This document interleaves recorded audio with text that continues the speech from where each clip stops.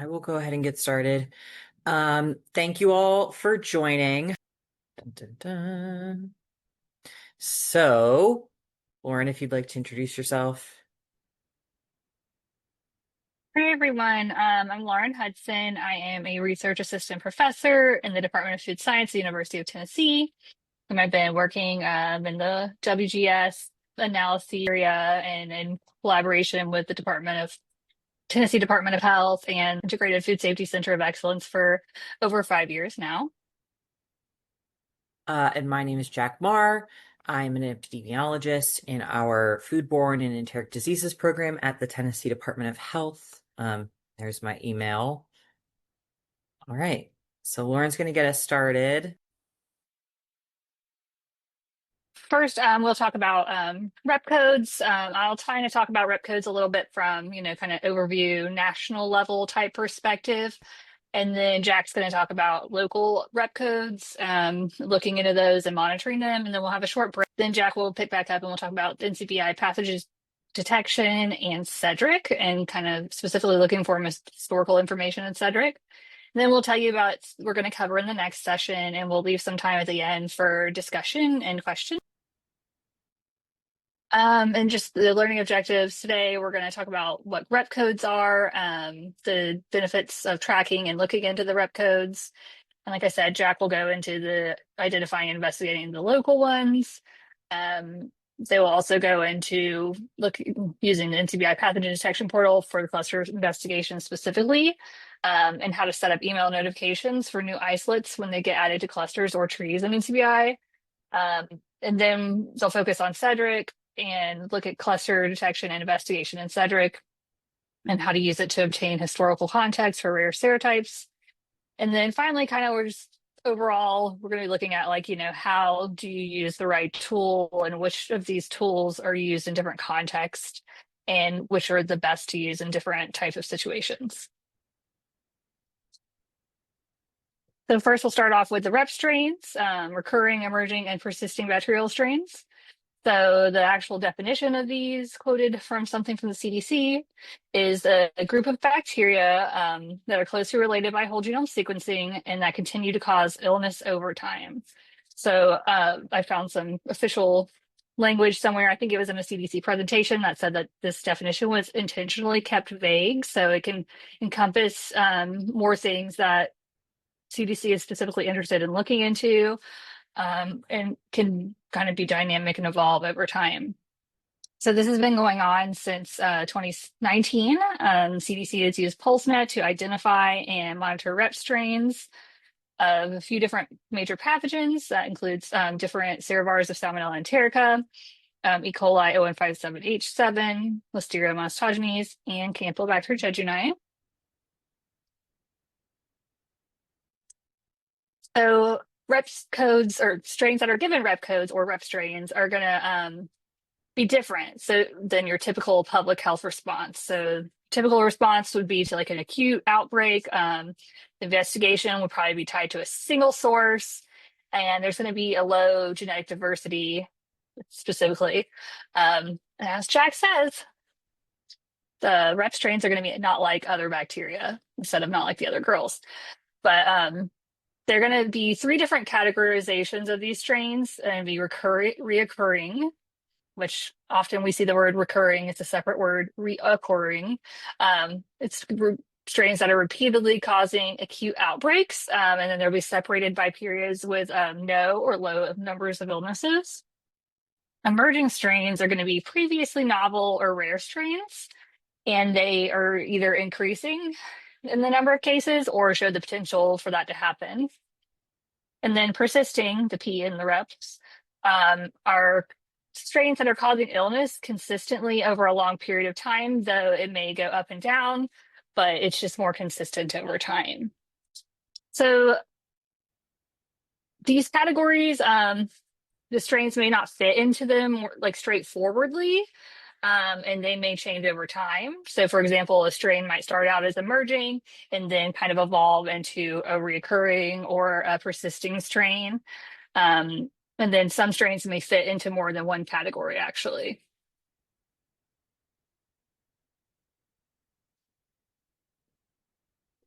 And then, so just, I think that these epi curves really kind of hit it home for me when I first looked at them. So I wanted to share them. It came from a CDC presentation. But so the reoccurring strain, if you look all the way on the left, so we said like this one's is periodically causing a substantial number of illnesses, more like in outbreak type situations, but separated by periods when it's not isolated from people or the cases are very low. So if you look at the epi curve, you can tell there's like periods that are separated by low or no numbers of the strain. And then in the middle, you see the emerging strain. So it's this one, it's very obvious it's like increasing over time and then persisting all the way on the right. So this is going to be more similar to the recurring, but again, more stable. It's not going to have those periods where there's no illnesses over time. So it might fluctuate or go up and down, but it's going to be pretty more consistent over time. So PulseNet uses a combination of different WGS methods and tools for identifying and tracking rep strains.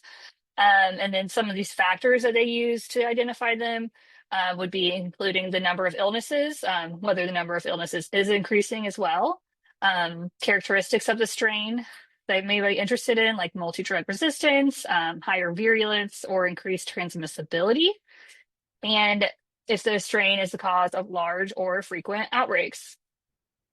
So at the bottom, there's an example of a rep code. If it actually wouldn't have those spaces in there, but I have it separated out so it's easier for y'all to see. But all of them are going to start with the letters REP, so that signifies that it's part of a rep strain. And then the next three digits would be, or the letters or digits would be a serotype code. And then we have two number digits, and those are going to be sequentially numbered for whichever, if there's multiple rep strains within that serovar or serotype, it would just increase over time. And then the last one is an optional thing you may or may not see. It's going to be a dash and a digit. And it's going to be whether if there's a subgroup or subclade within that rep strain. So in this example, again, it's going to be REP no matter what. And then the EXH signifies that it's serotype 0157H7. And the 01 is saying that it's the first rep strain coded within this serotype. So the next E. coli rep strain that was coded, or the next E. coli 0157H7 rep strain that was coded would get the 02. And then the 4 in this one signifies that it is subgroup or subclade number 4 within this specific strain. Next slide. So I just kind of wanted to show y'all like the diversity of rep codes that are coded as of right now. So this is all of them except for the non-typhi salmonellas or non-typhoidal salmonellas. You can see if we kind of just look at this, a lot of them are persisting. So most of them actually are persisting if you look at them all together as well. And if you just to point out a few examples too. So there's two of them, one the Salmonella typhi and one of the Shigellas. You can see I have it colored green and purple. So these are an example of ones that kind of fall under two categories. They are emerging and persisting. And then if you look at the Campylobacter jejuni one, you can see there's an example of the different subgroups or clades within that REP DBR01. There's 3 separate subclades or substrains that fall into that whole Campylobacter rep strain. Next slide. And so here's the non-typhoidal salmonellas. I have them broken up by serovar. And as you can tell, there's still a lot more persisting strains. I think overall, I have it written down somewhere. No, I can't find it though. But there's a lot more persisting than the other categories. But there's a few recurring up in here as well.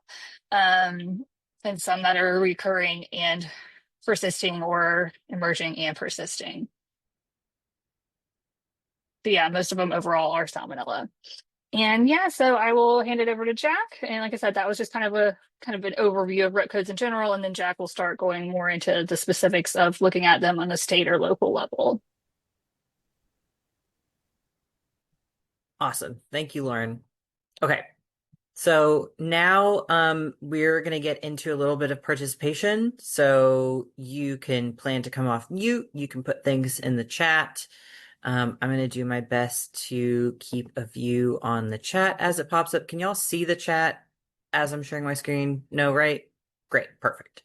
Yeah, so feel free to come off mute and answer the questions. Feel free to put them in the chat. But here is an example of a rep code that is related to an emerging illness. So if you go onto the CDC website about this rep code, REPJPP01, you will see this at the top of the page. So this rep code is an emerging strain of extensively drug-resistant Salmonella typhi.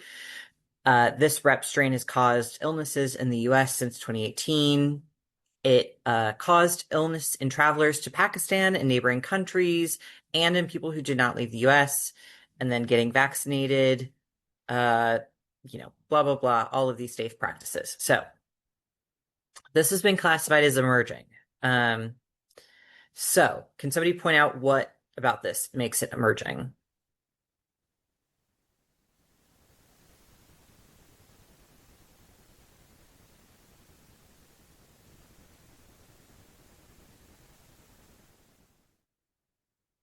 Based on what we know of what emerging means, what in this description tells you, okay, that makes sense. This is an emerging rep code or rep strain.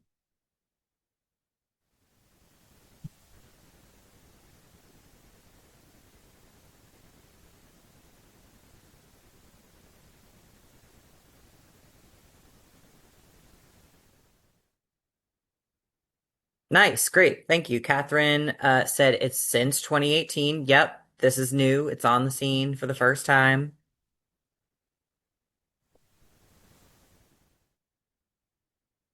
It also, it first was identified in Pakistan, and now it's showing that people who are getting it, it's not travel related.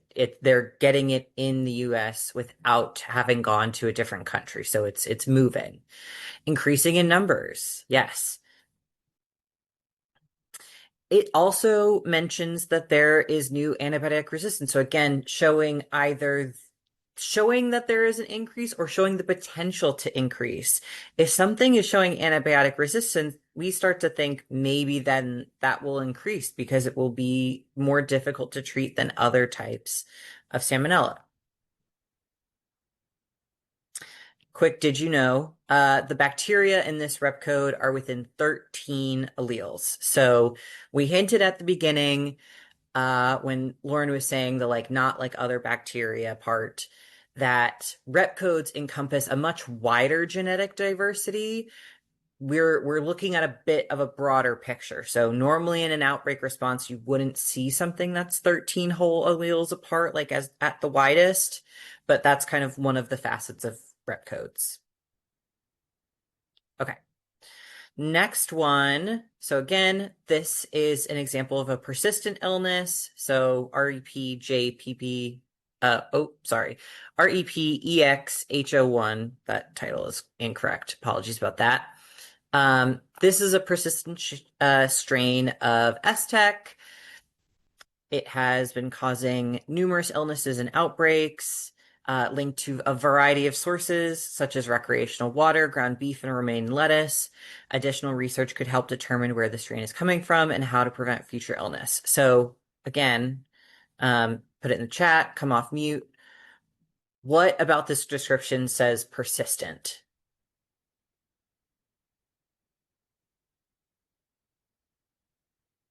Lots of outbreaks.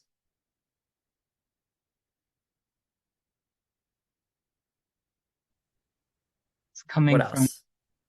many different sources, so it's probably somewhere in the environment, and we're not sure where. Beautiful, Mel. Thank you. Yeah, variety of sources. Many vehicles, exactly. And as Mel kind of hinted, we're unsure of where the strain is coming from. We don't know where it's coming from, and that is one of the facets. So another, did you know? This rep code includes 634 PulseNet cases and 14 different outbreaks. So again, a much, much wider scope than a normal outbreak, but these are all like tied to one another. Illnesses have to spread. They don't just pop up from nowhere. They do ultimately have to be related, if we're showing this like consistent pattern. All right. We've got some knowledge checks, so there should be a little question popping up for folks. But what does rep code stand for? Or what does the REP stand for?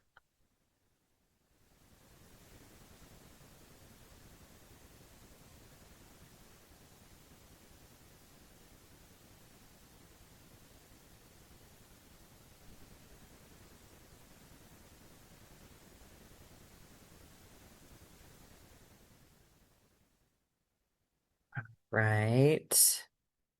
We're at about 50 responses.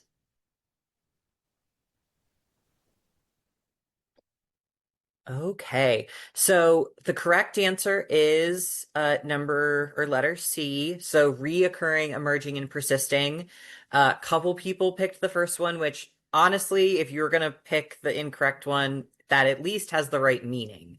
But it is reoccurring, emerging, and persisting. Okay. Next question. So the rep code, so the name includes what of the following?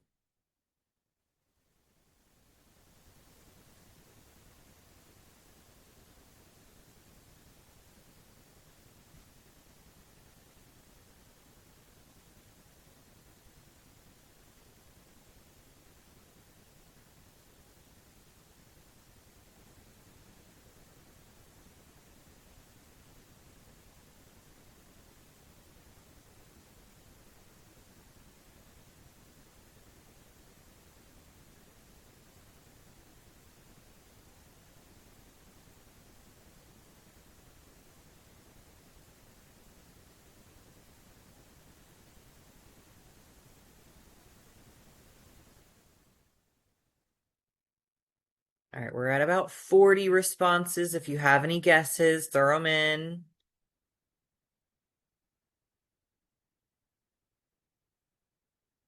All right, we'll call it there.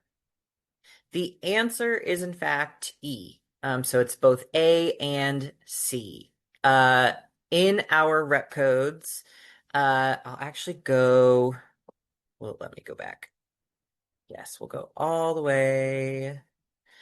Uh, So there is a 3-letter or digit serotype code. So that's this bit, that is related to the specific organism and, serotype that is occurring.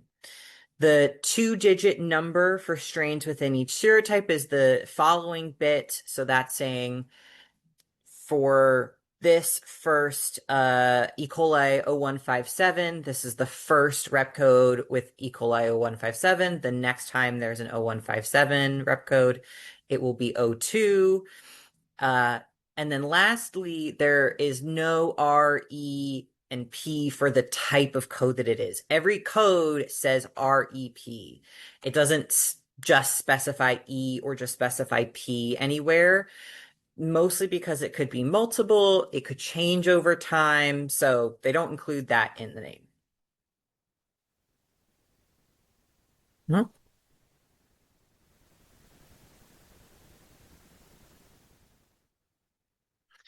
Okay, and then this should be pretty easy because we just talked about it.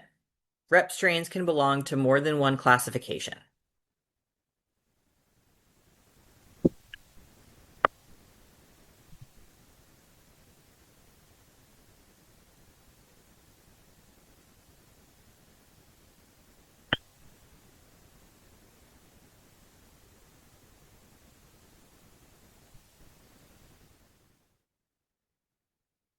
All right, beautiful top marks. This is true. Um, So they can belong to more than one, they can change. So these things can certainly evolve. And again, remember the like scope of amount of isolates, the amount of time that we're talking about that these rep codes can encompass. They need room to change, essentially. That's kind of part of it. Okay, so at this point, we're going to jump into an example of a local rep strain here in Tennessee, and then we'll talk about NCBI and SEDRIC.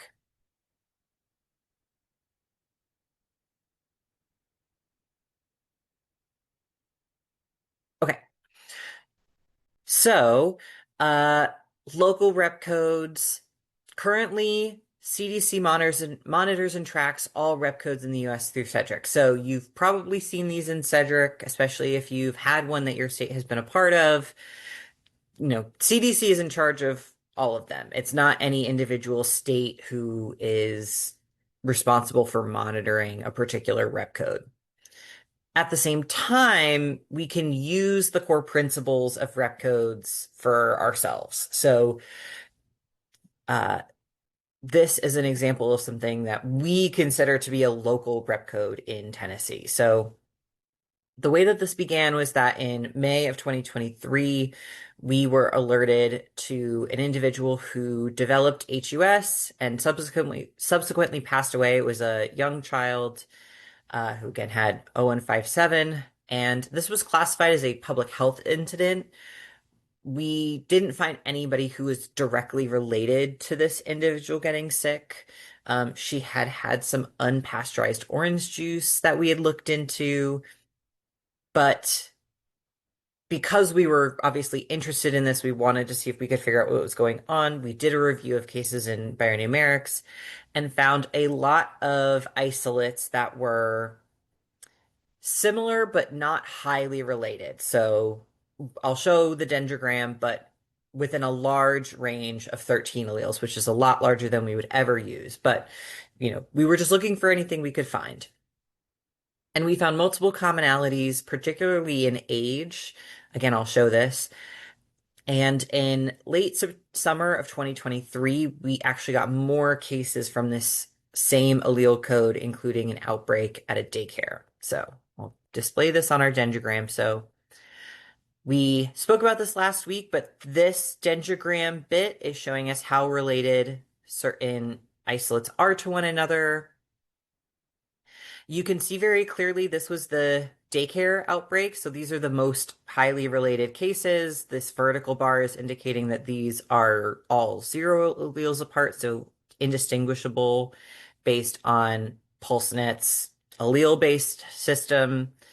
But you can also see how similar these allele codes are. Most of them have the exact same allele code. We've got a couple with different ones.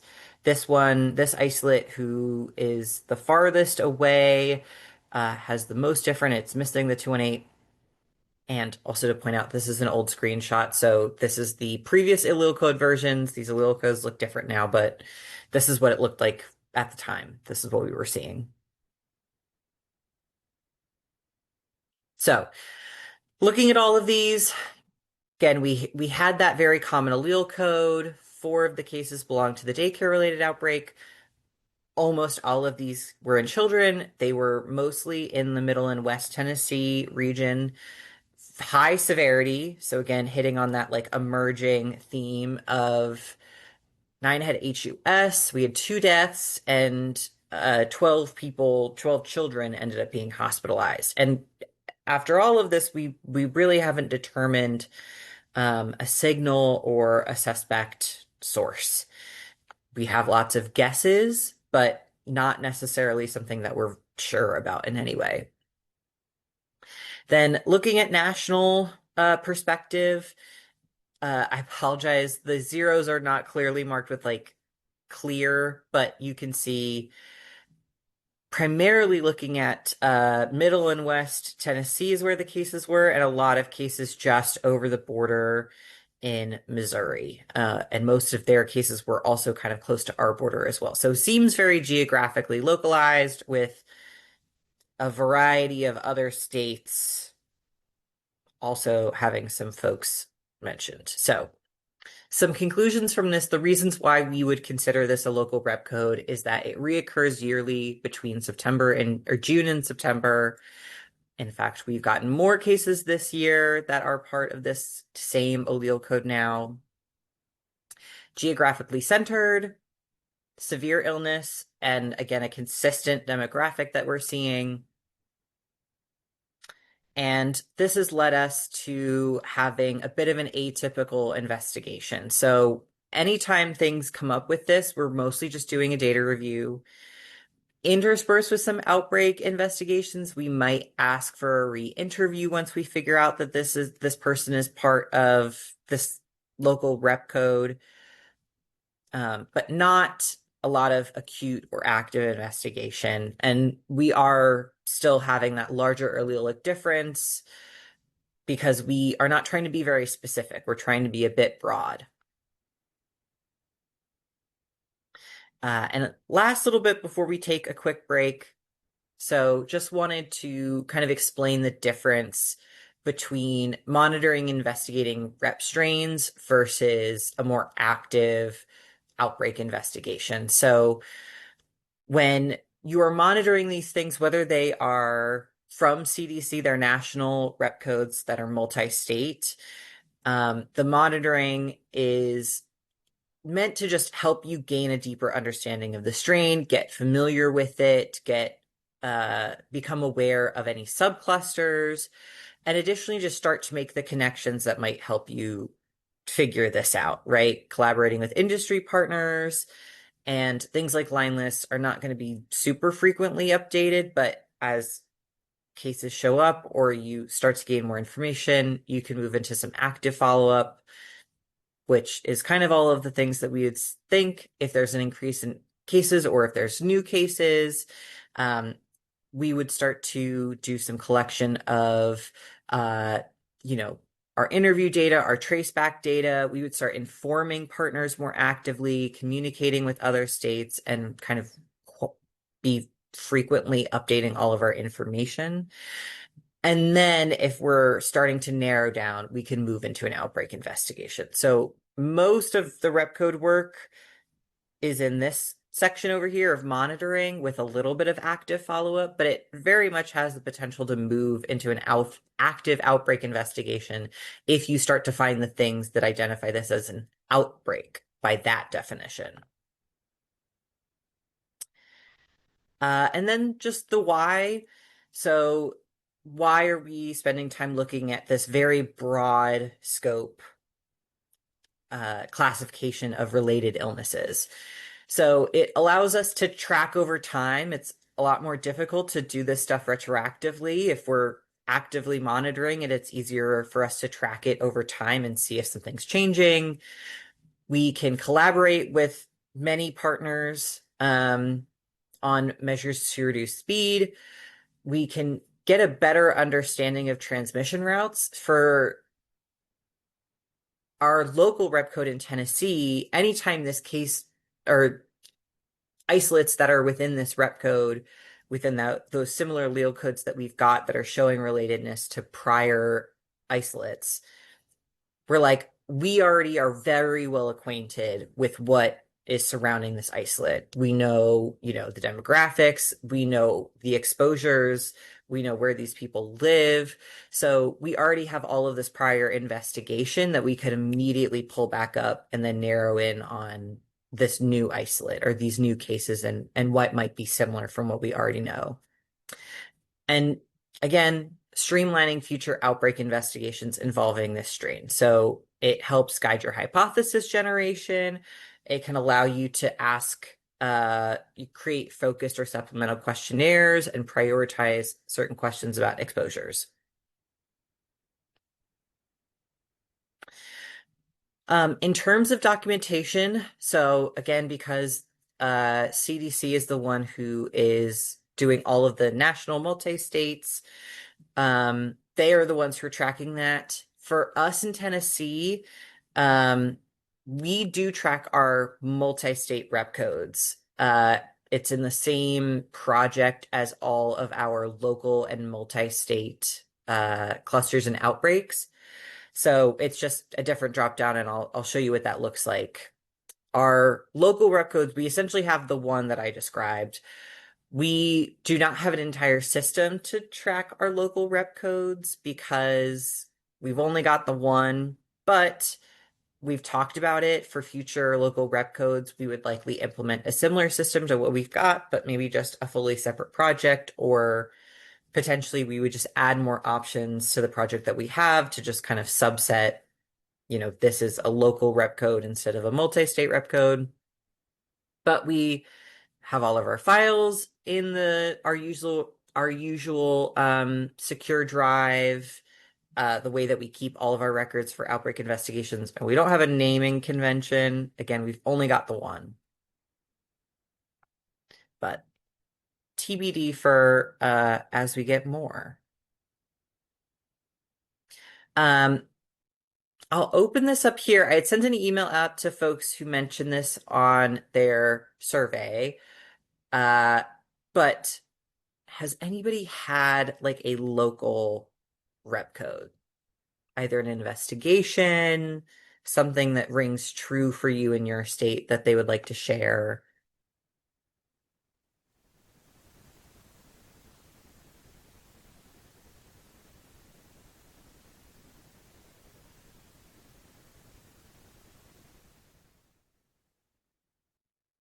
All right. Feel free to use the chat. Feel free to like put a little descriptor. Thank you for sharing. Anyone else want to throw out something similar that they've dealt with?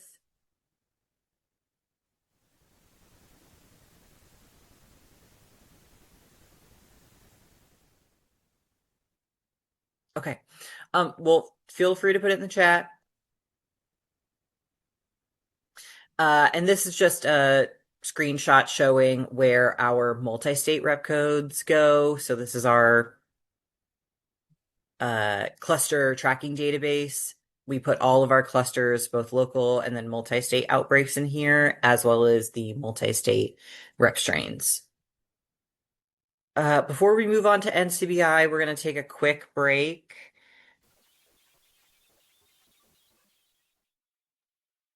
And Jack, you have a question in the Q&A right now.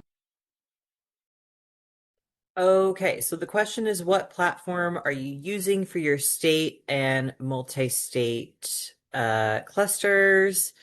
We are using REDCap as our database system, essentially.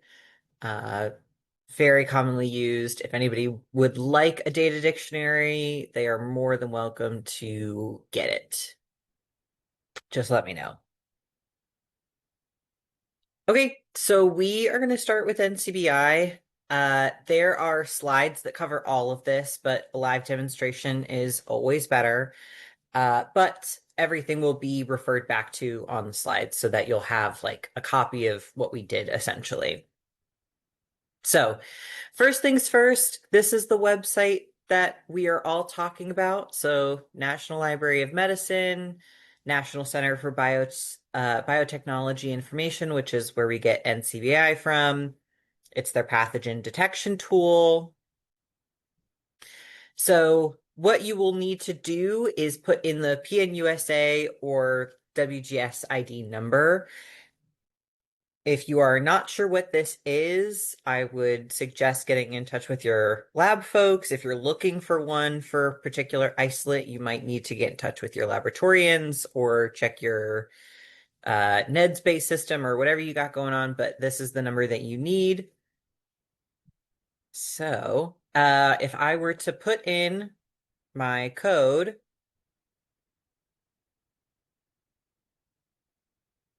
I would be brought to a page like this. And these are two particular isolates that I'm going to explain where we got these from. But to give you a snippet, this is what in NCBI these two isolates together look like. So let's go back to this. So to give you some context for how we're going to explain what NCBI is and how we use it, a few years ago at this point, I'm sure y'all are familiar with the story, but in Tennessee in 2022 in May, we got a Salmonella Tuesday. So had two cases, case A and case B. 4-year-old boy in the Northeast Tennessee region, 58-year-old woman in the West Tennessee region via our 2 stars. 0 alleles apart, virtually identical, and PulseNet, common exposure of having contact with small turtles in particular. And the first steps that we did was that we pulled up NCBI and we were looking for nearby cases. So again, we go to NCBI, we plug in our WGS ID or the PNUSA number into the search bar, and we see what's there. So these are the 2 isolates, the 58-year-old woman and the 4-year-old boy.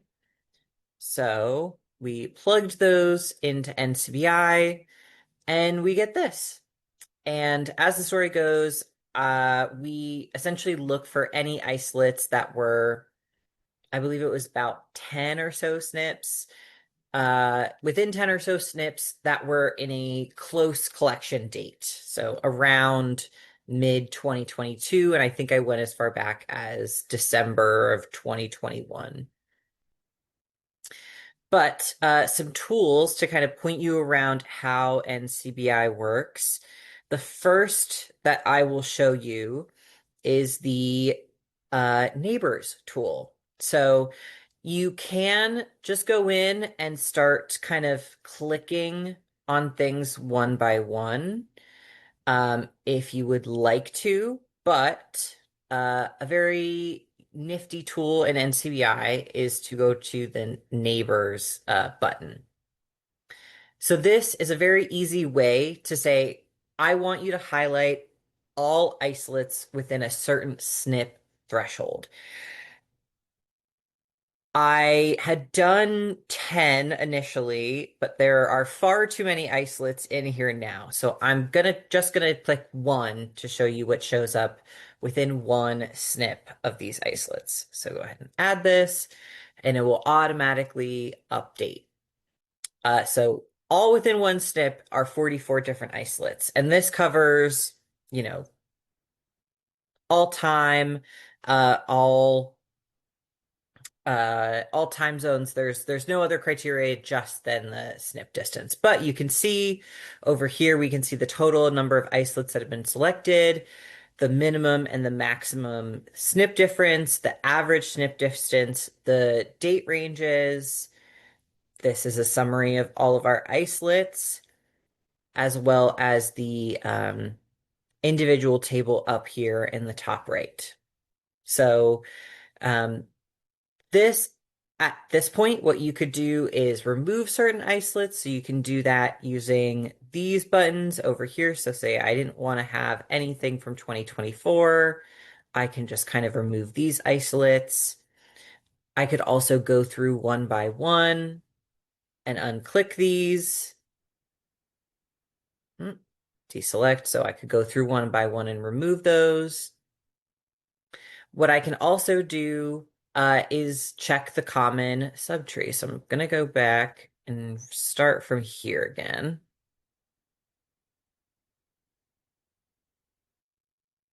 So say I had these 2 isolates and I just want to see what is everything that is like between these 2, more or less. I just want to see anything that's in common. You can hit the common subtree button. And what I like about this is that it gives you your own separate little like dendrogram here, which you otherwise you can't really do with NCBI. It won't just give you that. But this allows you to just only look at the common subtree of the isolates that you were doing. Few other buttons to point out, in particular, the download button.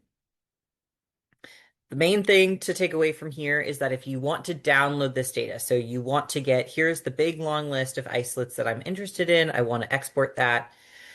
Make sure that you hit selected only, otherwise you're going to get all like 1,000 isolates here, as well as it's more useful to do a CSV. And then you can just hit download and it'll show up in your download folder. The last two things that I am going to mention, the watch and the watch isolates button. So another really cool feature of NCBI is that you can get notifications if any isolates are added that are nearby to isolates that you're currently watching. So the first thing that you do have to do is you have to create an account. It is like any website. This is not tied to my work account. This is tied to my personal Gmail account, but you create an account, you highlight what you want to watch, and you click the little watch isolate button. You give it a name. So I can give this the name test one, set the snip distance thresholds that I would like it to have to email me with, and then hit save. And then to see what watched isolates or watches that you have, or to get rid of whatever your watched isolate list is, you just click on watched isolates.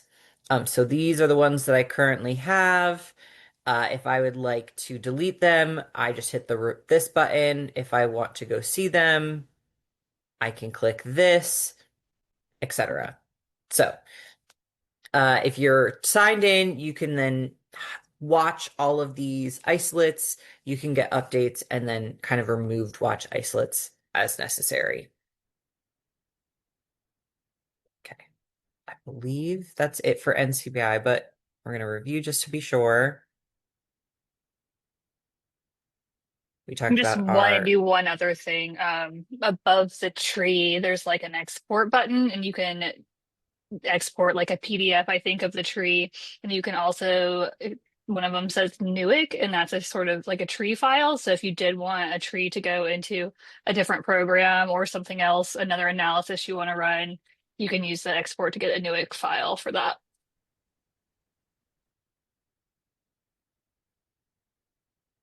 Okay. Do we have any questions? No. Okay. Great. Another knowledge check. So isolates can be searched for in NCBI with...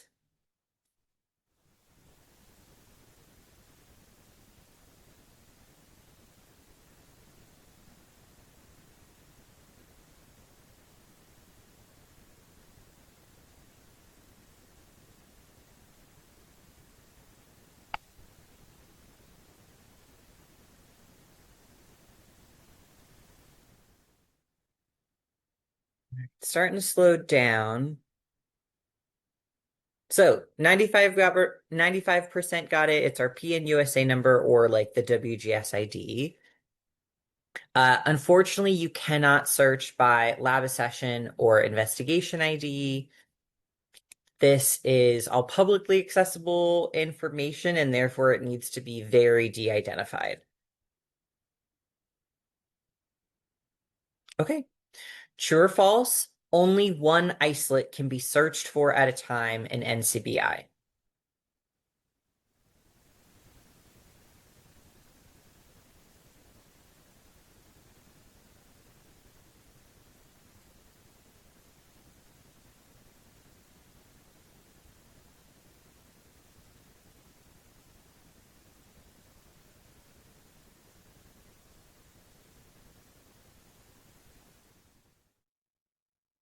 All right. Essentially, everybody got this correct. Again, you can search for more than one. So this is false. All right. Last question. What button does not appear in NCBI? Does not appear.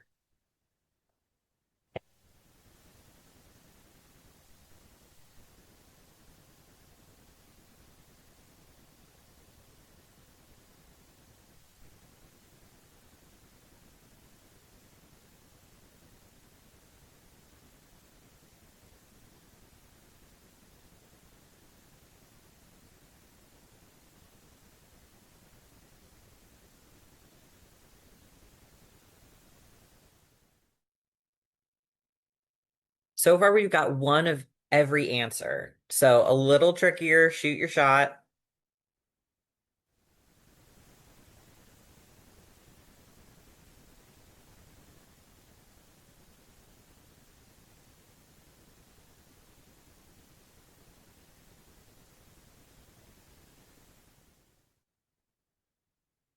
All right, we'll call it there.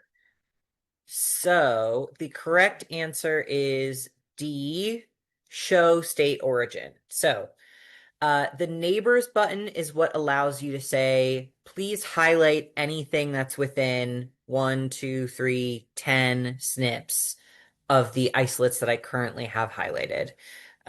Watch is the thing that will allow you to get notifications if there's something that is added within however many SNPs that you set.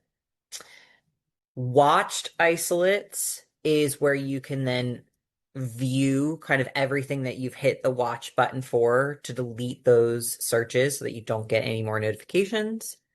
And then labels, which was the second highest guess.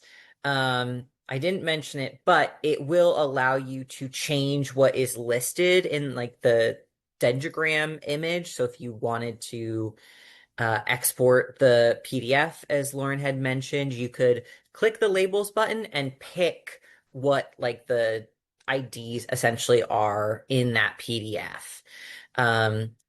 Context clues based, there's no button to show state origin because again, this is de-identified data. You can't add the state information. You have to look that up separately. It's not in the data anywhere. But good job. I'm glad I tricked at least a few of y'all with that. All right. Moving on to SEDRIC. So another kind of cluster to give you some context of this is a point at which we were using SEDRIC. Just like the other one was an example of when we were using NCBI to identify cases. So this past year in October, we were told about 2 genetically related cases of Salmonella eye for eye. And both of these are in Shelby County, which is Memphis, essentially. So the southwestern corner of Tennessee. Within 2 months' time, so by December 10th, 2024, there were now 9 cases identified via NCBI. So we did the same thing as with Stanley. We went into NCBI, we looked at the nearby isolates, we picked ones that were relevant based on the date, and then we needed to find more information about this, right? And then this is a picture of what NCBI looked like. So 2 of these were the initial ones that we had gotten notified by in October. And then we could see all of these other isolates, right? Just like we did. So this is the point at which we go, who are these other isolates? Who do they belong to? What exposures did they have? And the isolate that's highlighted here is one that ended up kind of breaking this investigation for us a little bit. So this particular isolate, if you were to go into SEDRIC, so you have to go into your SAMS profile, go to the SEDRIC homepage, and then go to the object search function. What you're able to do is put in any of the PNUSA numbers that you got from NCBI. So plug that in. You are searching for SEDRIC isolates in particular. And you'll be brought to the page that's related to this isolate. So this isolate was from Illinois. It was somebody who had actually traveled to Memphis during their infectious periods. So that was kind of how we were able to start linking multiple exposures with this.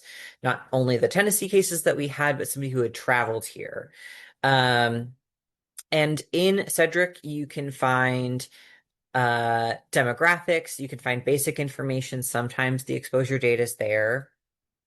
But the main thing that you can find is what state this isolate belongs to.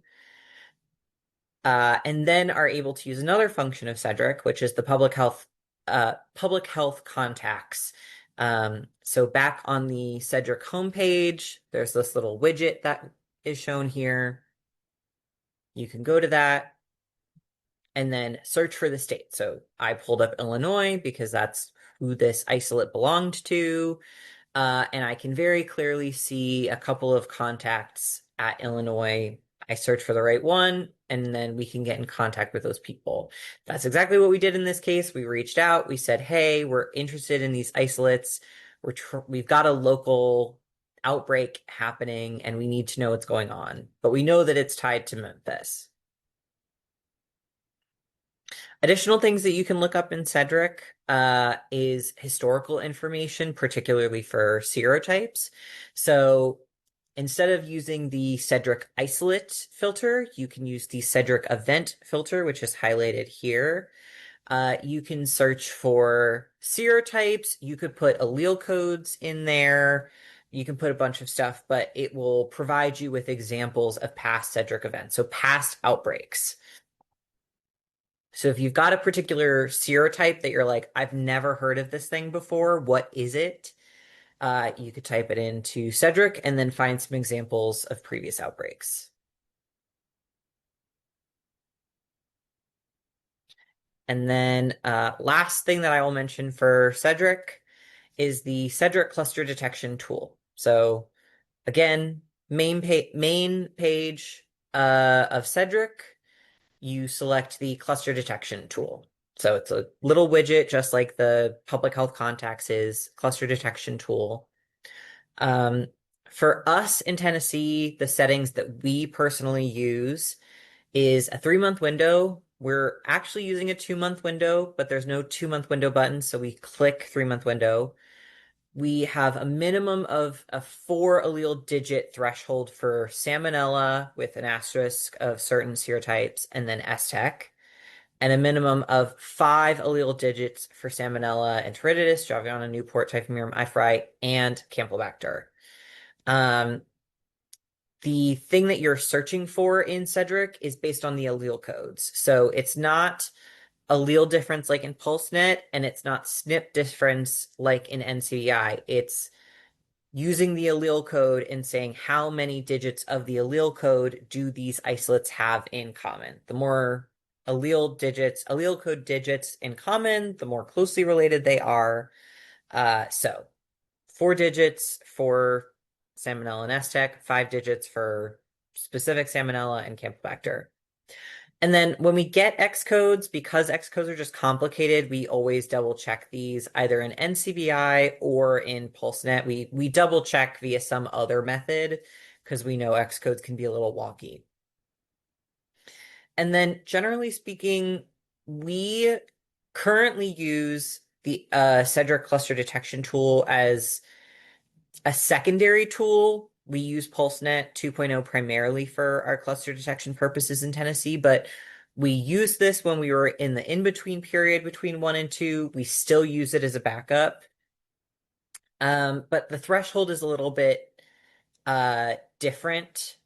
You can only ever see 10 clusters at a time, which kind of limits how much you can investigate. So it's a little tricky. And then the threshold for investigation also has to increase or decrease depending on what season it is, how many isolates and clusters there are, the capacity that we have, again, as well as if the particular serotype is highly clonal or not. I have a question, Jack, about the Yes. threshold.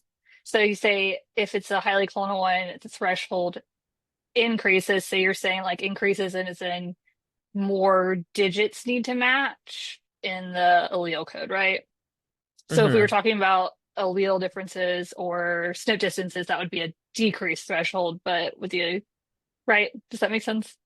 Yes. Okay, because Yeah, the yeah, increase yeah. through it higher threw me off, but I think it makes sense with the allele codes because you're Yes. lower number of SNPs. Yes. Okay. Or alleles. Yes. No, Gotcha. that's a very good distinction. Yes. When we're looking at NCBI and we're looking at SNPs, we want a smaller number of SNPs. When we're looking at PulseNet 2.0 and we're looking at allelic difference, we also want a smaller number of allelic difference. In SEDRIC, it's based on allele codes, and the longer the allele code is, the more similar it is. So that is the case in which we want a longer allele code that is in common. Thank you for that. That's helpful.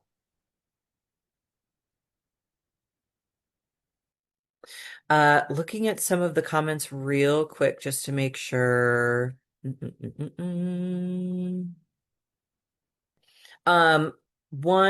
comment is, can you talk a little longer about your process of using PulseNet and NCBI together?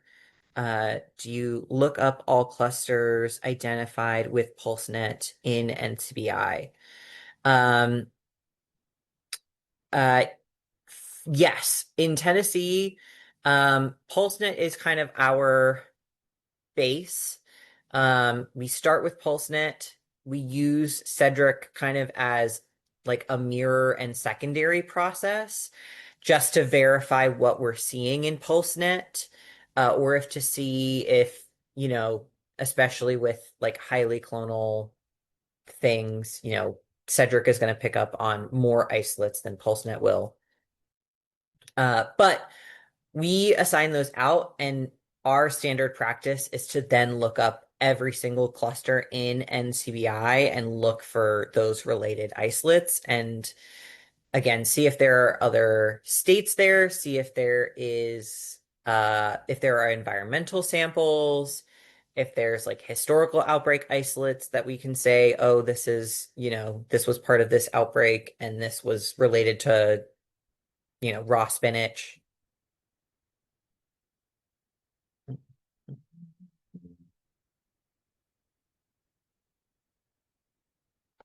How do you judge how close the isolates are in NCBI by SNPs? Where do you put the cutoff for certain types of pathogens and serotypes?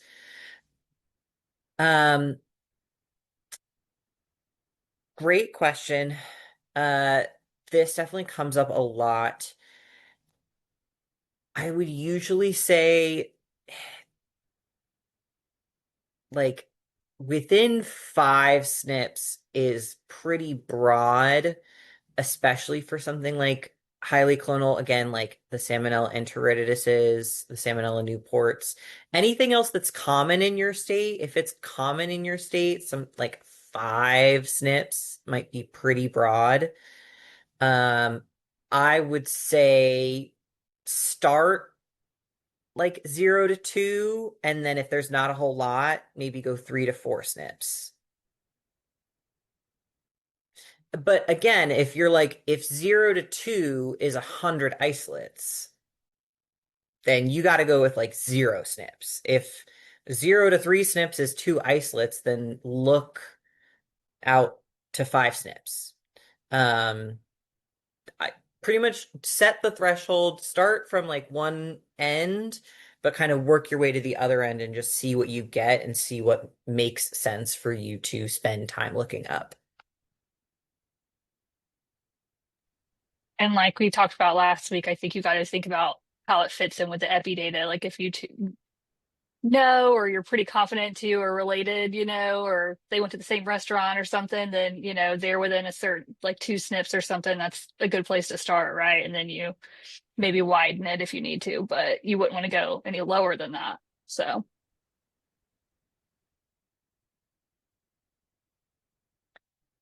All right. So this is a screenshot of what this looks like. So this is us looking up Salmonella clusters. You can see kind of the bar with the allele codes on the left, and then the bar showing the count. And if you click on one of the bars, again, these are old allele codes, but if you click on the bars, the isolates will have a line list below that you can very easily export. So you can get all of these. These were tied to a particular outbreak, particular multi-state outbreak. So just to kind of tie this up a little bit, some pros and cons of the SEDRIC cluster detection tool. Generally speaking, you're going to detect fewer clusters than if you were using PulseNet 2.0. primarily because SEDRIC has that like 10 cluster max. You can't view more than that at a time. Um, and PulseNet you see as many as you want to. And again, typically highly clonal species um, kind of tend to dominate SEDRIC because more things will show up in the same allele code if they're really like clonal. And then another con is that you can't detect Shigella and non-Jejuni Campylobacter clusters because they don't have allele codes. It's based on allele codes. If those don't have them, we can't use it as a tool for those pathogens. But plenty of pros, which is that it's a lot easier access than PulseNet 2.0. I know not everyone on this call has access to SEDRIC, even if you're working in foodborne, but generally the access is easier than PulseNet 2.0. And if you're like, I don't have time for 20 clusters, then great. That higher threshold and lower number of clusters to investigate might be more your speed. And then additionally, you could include other states and demographic filters um, in a relatively easy way. So I didn't talk too much about that, but you can add different states as part of the filters that you're using as part of the tool. Okay, starting to wrap up here.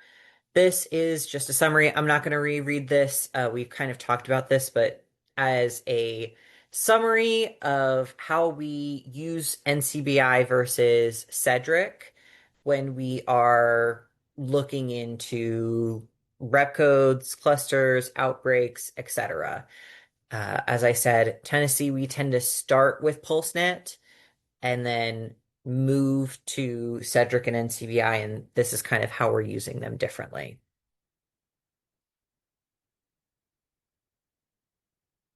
Okay, couple more knowledge checks to wrap us out. What information can you find in SEDRIC?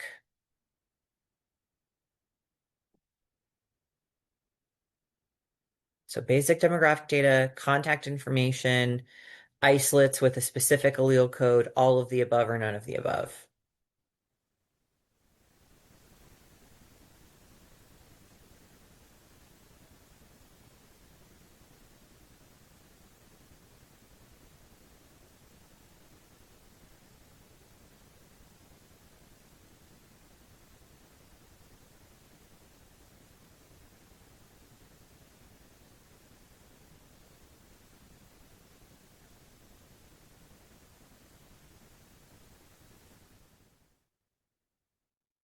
All right. Our answer is all of the above. So the basic demographic data of isolates you can definitely find.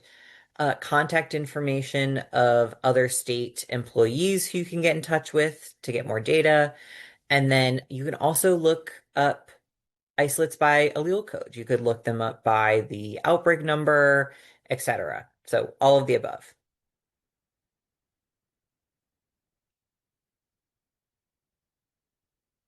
And last question. So connect the data systems with the units of genetic difference. So we just mentioned this a little bit.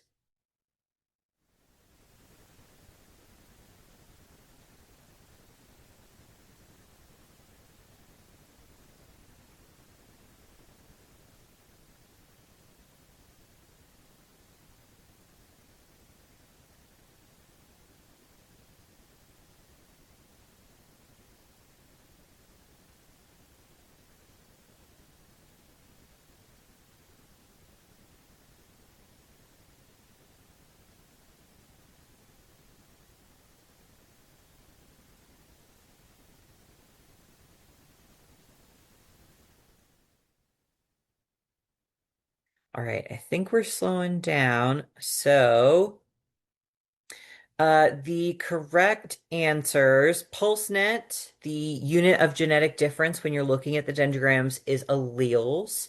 For NCBI, it is SNPs, and for SEDRIC, it is allele codes. You can see the allele codes in PulseNet, but when you're looking at the dendrogram, the thing that it's organizing the dendrogram by is allelic difference. So the bracket is referencing the number of alleles different.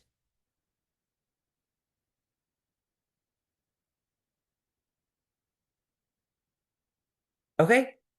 That is what we have. So this is some information on our final session, which is next Tuesday. The topics that are going to be covered are data visualization, communication, and a lot, PulseNet 2.0. So, if there are more comments, more questions. There's actually one in the chat for you right now, or in the Q&A for you right now, Jack. Yes. Can you talk about what is required to get access to SEDRIC? So you need to get a SAMS uh username and password, step one. Uh that that was something that I got a number of years ago. There is some amount of you need to get something like notarized, but the first step is to get SAM's access period. And then the second step is to request access to SEDRIC. I think you sign like another piece of paper saying like you're not gonna, share any of the information from SEDRIC. I believe these can be requested via email. Do you still have to get a notarized signature for Sam's? I'm not 100% sure. I think you don't have to anymore, but I would not be. Okay, so someone got their Cedric access 3 months ago and did not need to get anything notarized. So that, I guess it has changed in the last year or two. So that's nice. We'll see hopefully most of y'all next week for the final session. Thank you, Jack. That was great. Bye, everyone.